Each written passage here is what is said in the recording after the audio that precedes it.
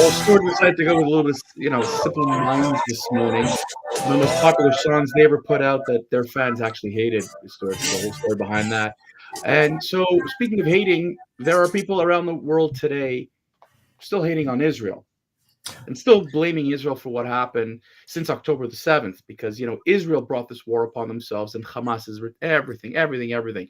And instead of the world today going, finally, thank God, there is a deal, it'll go through, you hear the crickets, Stuart, from the we want a ceasefire people. Not one word.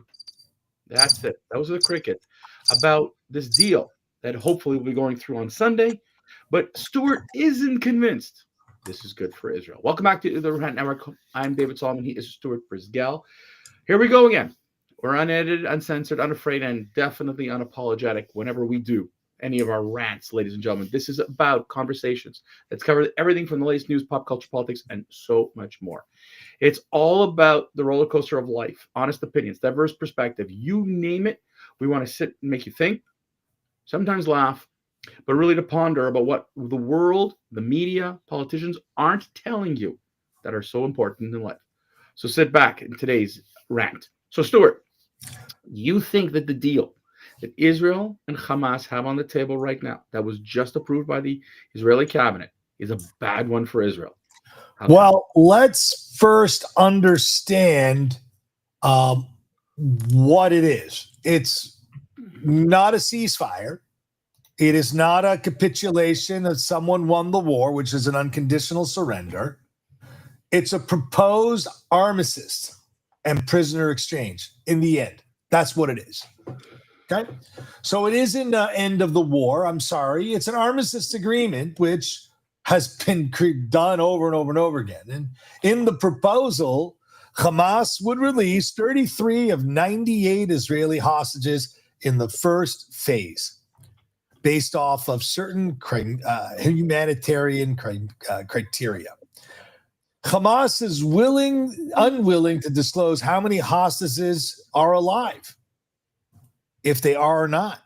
They won't actually tell anyone. The humanitarian criteria was released for remaining women and children, wounded and elderly hostages. In this exchange, Israel would release 30 to 50 Palestinians, starting with children and women. For every Israeli released during the first stage, Israel would allow sufficient quantities of humanitarian aid, allowing displaced Palestinians to return to their homes and make a phased withdrawal from Gaza during the temporary ceasefire. Then talks would begin between two parties. In other words, there is no ceasefire agreement. There's an armistice agreement. And the media, once again, is not presenting the real facts. If they can get to the second stage, that's if the Houthis, if the actual Iranian government doesn't intercede, Israel would have to accept a permanent ceasefire, and Hamas would then release the remaining hostages alive or dead, both civilian and soldiers, in exchange for another batch of Palestinian criminals. And the deceased Israelis would be released only in the last phase. Under the May 5th proposal, which, by the way, has been running around for 6 months, guys, right? The commitment was never received. Hamas thought it was going to win the war. In fact, if you listen to the head of Hamas, they believe they've won the war and are martyring the people that led the best conflict against their enemy. Because in 2023, on October 7th, 24, that began this conflict, was them themselves that put their people at risk and in war. I don't really believe this is in the best interests of the illustrious, glorious country called Israel. I think this is kicking the can down the road. I think that the end of Hamas is not near because they're going to allow them to regroup, rebuild. Now, as far as wanting to get back their hostages, well, this is only to more than likely lead to another batch of hostages to be taken at a later date. They want criminals and terrorists to be released. For what reason, David? Are they upstanding citizens or are they martyrs and representing the hate and vitriolness that the Abraham Accords will likely rid of the Middle East? Will they be best of friends? Will they all get along? Probably not. But conflicts like October 7th will not cease to exist with this armistice agreement. I don't care if it's brokered by Biden or Trump. The only thing that these people understand is a stick. And that's all they understand. And if you don't beat them with the stick, they're not going to stop. And this ceasefire, which is an armistice agreement, will likely blow up. And you want to know something? Even if Hamas breaks the deal, they will find a way to blame Israel once again. And this is where the hamster in the wheel continues to plague her, Israel. You know, in some ways, I understand the demands of the Israeli people, the Jews wanting their loved ones back. I really get it. And negotiating with terrorists, unfortunately, doesn't accomplish that. It only emboldens them to do it again and again and again. David, you asked me to start. You wanted to hear my opinion this morning because you had some evil plot to try and twist my idea that this is not a good deal for Israel. Well, you're speaking like a Hamas. You're speaking like a Hamas terrorist right now. That I'm twisting your words. So let me talk to you like the let me understand something here. Like a true terrorist. I actually understand wholeheartedly what you're saying. This deal sucks, and you know what? The reality is the whole relationship, the whole thing sucks. There hasn't been a fair shake to Israel since the beginning. Let me put a few things on the table. What you're not getting through is the actual impact on the Israeli society. And here's why. You're right. It's a problem. But you got to deal with the devil, and you're not going to get what you want 100% right now. Israel has had a risk evaluation since the beginning of the war, Stuart. And if the timing right now of going into this may have to do with Donald Trump's entry into the office on Monday. But it has to also do with Israeli society's fatigue right now with the war. Let me remind everybody that this war has been going on since October 8th was the day. It was October 7th is when the day started. October 8th, Israel hadn't done anything. But Israelis were dealing with the aftermath of a violation. People were kidnapped. People were murdered, burnt, beheaded. And Israel knew that they had a window of opportunity. That the window of opportunity lasted this long is incredible. Stuart, what the word Israel wasn't ready for, and no one in the world could tell anybody that they were ready for, was to have not a war on one front, but on 7 fronts. No, 7, Stuart. 7 different enemies attacked them. Okay? And 3 we know very well, clearly, the Houthis, Hezbollah, and of course Hamas. Israelis are tired, Stuart. They have been displaced. Some 100,000 people displaced. Okay? You can imagine living in the north and you can't live in your house for over a year. If you were living in the south, you can't live in the house for over a year. Your family has been disrupted. The suicide rate of survivors that no one talks about Interesting. isn't crazy because people, they had survivor's guilt. No one's talking about that. No one's talking about the economic impact that this war has had on Israel. Israel's credit rating is down terribly, okay, after building it up year in, year out.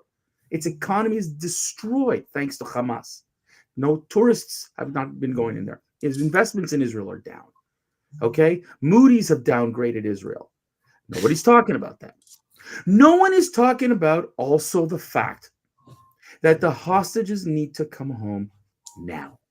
And the world has played Israel as the victimizers. They're the one who are victimizing Gaza and Lebanon and the Houthis. I mean, Israel's been blamed for everything. Anti-Semitism is rampant around the world thanks as of this war. This has gotten some headlines. But what Israel needs to do is Israel needs a little bit of peace and quiet. So here's the thing, though, and this is the thing that you're not realizing, that as part of this deal, it also includes a ceasefire. And again, ceasefire is a very loose word because there was a ceasefire, people, on October the 6th, 2023. Yep. Hamas violated it. So Yep. we know, as Stuart likes to call it, an armistice. He's right. It's a complete and utter joke. It's just a stop. It'll give Hamas a chance to rearm. Sure. There will be a prisoner exchange. Sadly, Israel will be giving away, prisoners in exchange for human beings. Okay? Here's the crazy thing. You've got Egyptians, Israel is going to be giving away part of its defense in Gaza right now, what is built up. Egypt has to prepare itself. Jordan has to prepare what's about to happen. Lebanon has gone through an overhaul. There's a lot about to happen. Okay? The Houthis claim they will stop firing. Great. This is what Israelis are asking for. But I'll tell you who they're asking for, Stuart. And this is something that this is the humanitarian part. Do the names Ariel, Yarden, and Kfir, and Shiri Bibas mean anything?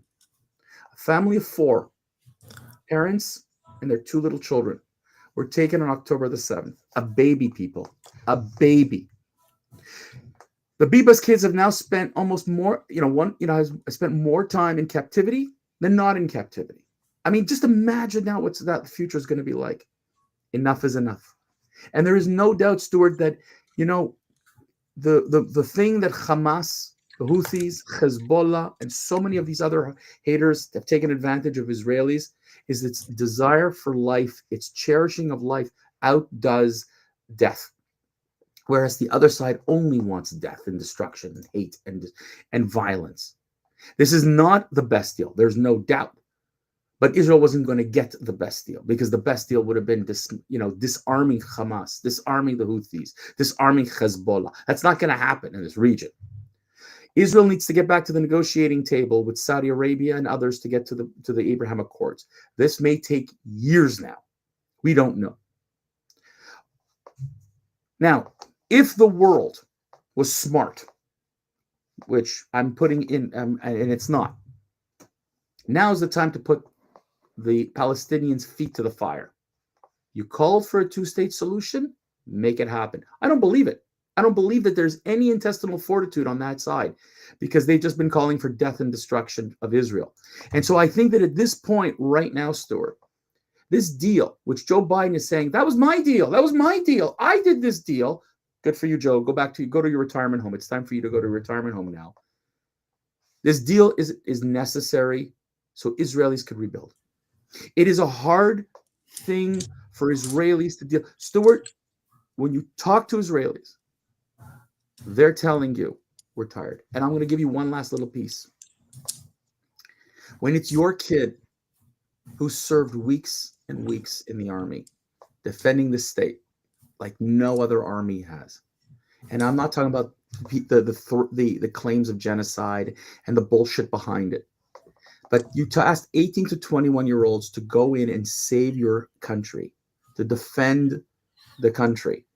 And they did a remarkable, remarkable job of doing that. And they've taken away, they really, really broke Hamas. They took apart Hezbollah. Syria, Lebanon will have new governments. It's changed. The Middle East has changed.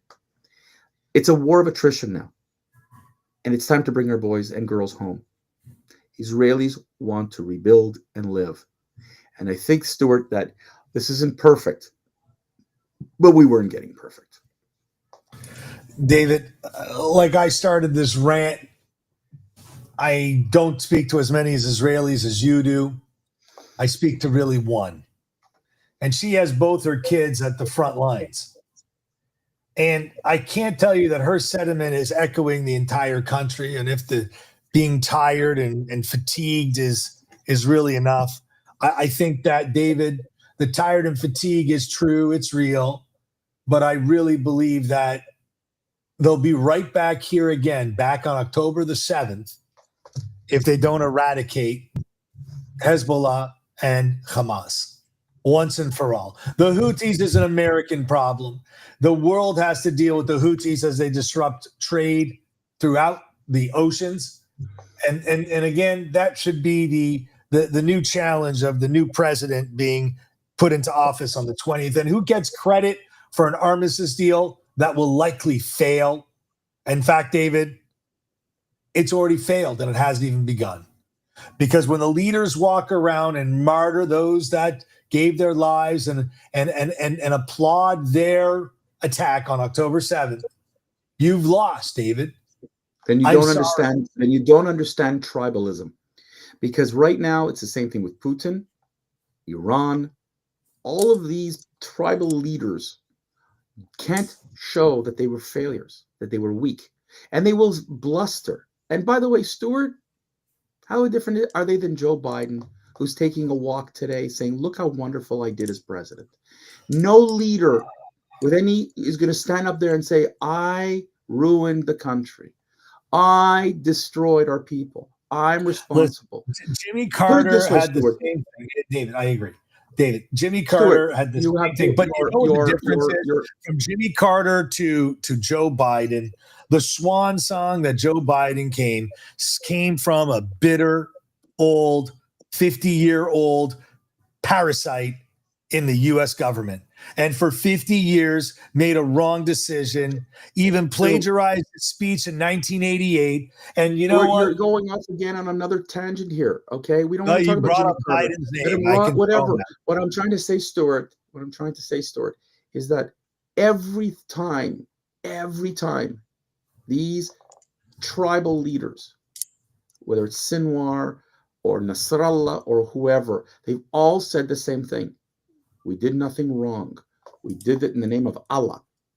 And when people wake up and realize that these are just people talking out of their ass and there's nothing there other than killing their own people, when they wake up one day and say, you know what, we're tired of violence and death, they lose. Israel can eradicate leader after leader after leader, can destroy Hamas. But as long as the culture believes death over life, not going to matter. Last word to you, Stuart.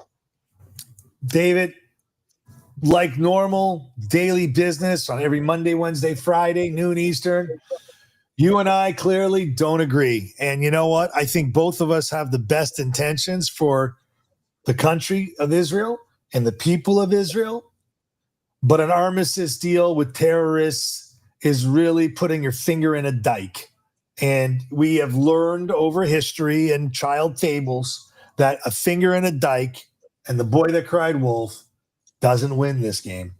It loses. Anyways, Stuart, I'm hoping that this weekend on Sunday that families can reunite, bury their dead, and it's time for Israelis to move on. I'm telling you, I'm hoping that Israel turns a page right now in its history and can build, because we're done. On that note, ladies and gentlemen, this is the Rant Network for Friday. Ladies and gentlemen, on Monday, what could we be talking about? Dum dum da dum dum da dum da dum da dum. That's right, ladies and gentlemen, the inauguration of the 47th president. Join us Monday as we preview the Trump administration, its entry, and hopefully we won't have to talk about how Hamas screwed this deal again. Anyways. Thank you for joining us, ladies and gentlemen. Catch us on all the social channels. We look forward to seeing you on Monday. Have a great weekend. Stay well and peace.